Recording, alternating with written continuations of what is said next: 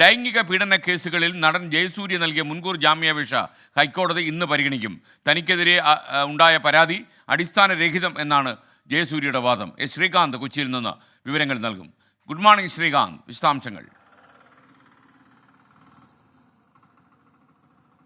Very good morning എസ് കെൻ.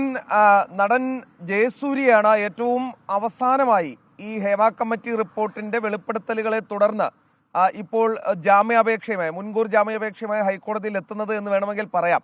ഇതിലെ മറ്റുള്ള ആളുകൾ നേരത്തെ തന്നെ എത്തി, കുറേയധികം ആളുകൾക്ക് ജാമ്യം കിട്ടി, കുറേയധികം ആളുകൾ ജാമ്യം പ്രതീക്ഷിച്ച് ഹൈക്കോടതിയിൽ കാത്തു നിൽക്കുകയും ചെയ്യുന്നുണ്ട്. ഇപ്പോൾ ജയസൂര്യ കൂടി എത്തിയിരിക്കുന്നു.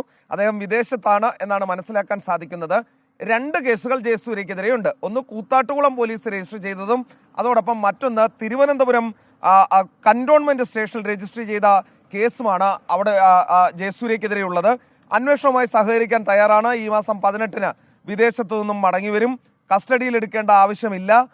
മുൻകൂർ ജാമ്യം അനുവദിക്കണം. താൻ ആ നിയമത്തിന്റെ പഴുതിലൂടെ രക്ഷപ്പെടാൻ ശ്രമിക്കില്ല. അങ്ങനെ പല കാര്യങ്ങൾ ഉന്നയിച്ചുകൊണ്ടാണ് നിലവിൽ ജയസൂര്യ ഈ മുൻകൂർ ജാമ്യം ആവശ്യപ്പെട്ടത്.